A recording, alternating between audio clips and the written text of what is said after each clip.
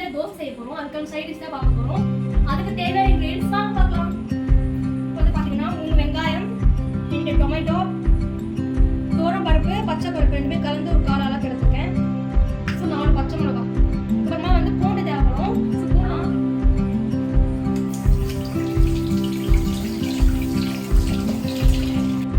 அதுக்கப்புறமா பருப்பு நம்ம வாஷ் பண்ணலாம்.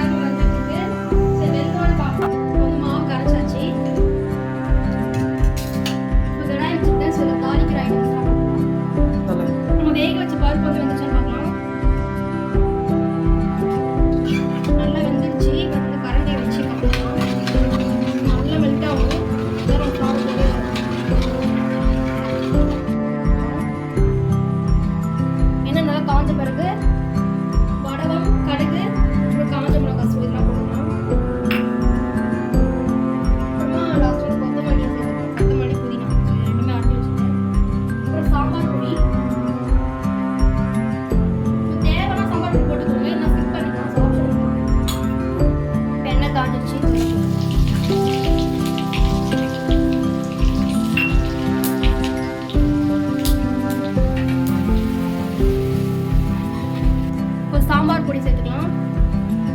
புளி தேவைப்படாது. இப்போ தேவையான அளவு தண்ணி சேர்த்துக்கலாம். இப்போ குத்தி பார்த்துட்டு உப்பு பத்தலைன்னா சேர்த்துக்கலாம். சரி, நல்லா மிக்ஸ் பண்ணிட்டு கீ ஊற்றிக்கலாம். ஸோ நெய் வந்து போட்டுக்கலாம், நல்லா வாசனையாக இருக்கும். ஸோ கீ ஊற்றிக்கலாம். A few minutes later. ஒரு 5 நிமிஷம் கழிச்சு நம்ம வந்து பார்க்கலாம். ஸோ அதுக்கு தோசை நம்ம தோசை சுடலாம். எக் தோசை கொடுத்து பெப்பரும் சால்ட்டும் மிக்ஸ் பண்ணி வச்சுருக்கேன். நம்ம தனித்தனியாக போட்டு அங்கே இருக்கும். அதெல்லாம் மிக்ஸ் பண்ணிட்டோம்னா